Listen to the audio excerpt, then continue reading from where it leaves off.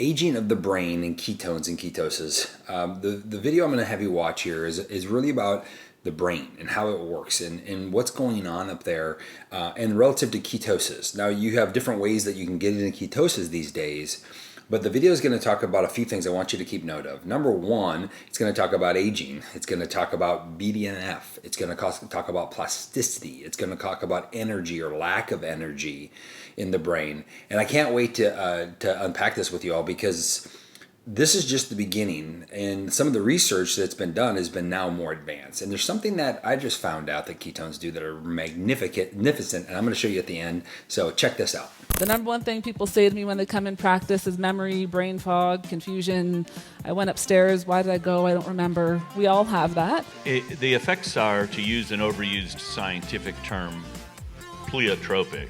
In other words, the effects are widespread. A lot of it stems from a lack of fuel to the brain. And so in that instance, why aren't we providing them with a fuel source that it can take up and utilize? There's a lot of research that's been done on youth and the impact that ketones have on the brain, focus, concentration. So there is research that exists and some research coming out as well, looking at the role of the exogenous ketones there as well from the mental standpoint. 20% of the energy that's used in our body goes to our brain, even though it only makes up 2% of the weight of our body. BDNF in the brain actually helps to form new neural connections in the brain. And again, in the past, we've kind of always thought like, that's it. If this is what my brain is doing, there's nothing I can do to fix it. And that's not true. That's what neuroplasticity is all about. We can change how our brain is working and how it's communicating. So this BDNF protein is essential in that function. The ketogenic diet increases the production of brain-derived neurotropic factor in your brain. This is the factor that allows us to be plastic in our brain to adapt and change. So young people have very high BDNF, and they're very plastic. And as you get older, you get less and less. People who have low BDNF find that their brain, they have atrophy in a certain area of the brain that is key for memory. So this area seems to be a little bit lower, and people who have higher levels throughout life have a reduced risk of cognitive decline. We're also showing a decline in that BDNF protein and cognitive health. And then, of course, when that research continues, what do we see? From a ketogenic diet and beta-hydroxybutyrate, we see improvement in the production of that BDNF protein. And so some people are concluding that this may be why we're seeing greater cognitive outcomes when people are following a ketogenic diet or supplementing with ketones due to the potential link between beta-hydroxybutyrate and this BDNF protein, which is essential for our brain and for brain repair. All right, so let's take a second here. Now, I know this has been really cool video, but it talks a lot about the ketogenic diet and just now more recently about drinking ketones. And this is where the new research has been prevalent and coming out. For the last 100 years, the ketogenic diet's been studied. So we know what that's all about, but is it the diet or is it the beta-hydroxybutyrate, which is one of the ketones that's produced from the diet?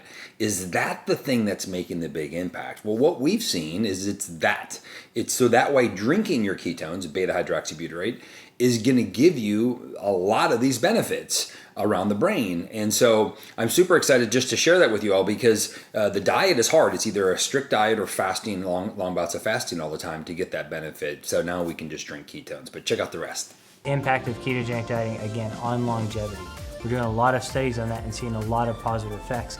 And that's super exciting to me, because you can keep people around longer, more fulfilled, and being able to really live their life for a much longer time. And so we've learned a lot from several other colleagues who are talking and doing a lot with coconut oil and MCTs, and now ketones is that new generation, that substance that can cross the blood-brain barrier and provide that fuel source to potentially help and provide that fuel that their brain is starving for. All right, so share with me what you liked best about this video. It's pretty cool, and at the end of the day, like, the research has been around for a long time. It started back in the 1900s, and now it's emerged for NASA. The Department of Defense have been looking at it from another perspective. And so the first time in history where we can actually now drink ketones, and there's some other ways to get into ketosis, and I'll just explain those quickly. You can use coconut oil. Now, to get to a therapeutic or a high amount, you'd have to eat jugs of it every day, or what they call as MCT oil, which is a part of coconut oil. You'd have to have a lot of that also.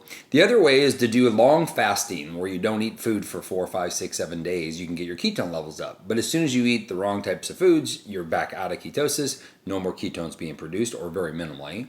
Then you have the ketogenic diet, which is a very strict low-carb diet, and that can range for everybody depending on how well you're doing the diet, how stressed you are, the food selections you have, your activity style, your age. All these things are variables to determine how much ketones you can actually get and how much go to your brain.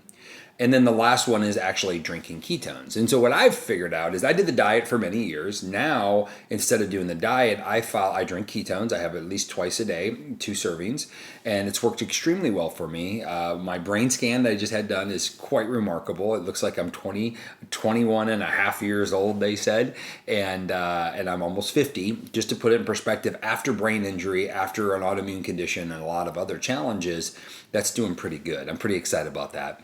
And so, but I also follow a very healthy diet. What do I mean by healthy? I follow a carb appropriate, meaning for me, I do better with less carbs, usually under 50 grams a day, sometimes under 30. And then I cycle the ketogenic diet in and out, in and out. And that's what's worked best for me long term. And it's how I've been able to sustain the results and the health that I've been always wanting and what I've been getting. So if you haven't tried ketones yet, y'all, check out the information in below and try them out. But I always tell people, try them for 60 days.